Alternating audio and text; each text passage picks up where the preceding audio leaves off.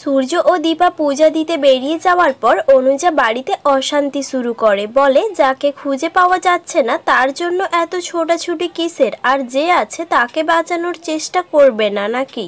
অন্যদিকে রূপা সবাইকে নিজের বানানো ফুলের মালা দিয়ে প্রার্থনা করতে বলে। এদিকে সূর্য ও দীপা সেই মন্দিরে আসে। সূর্য দীপা ঠাকুরের কাছে প্রণাম করে। এমন সময় রূপা সেখান থেকে বেরিয়ে যায়। তখনই দীপার মনে হয় রূপা সেখানে ছিল।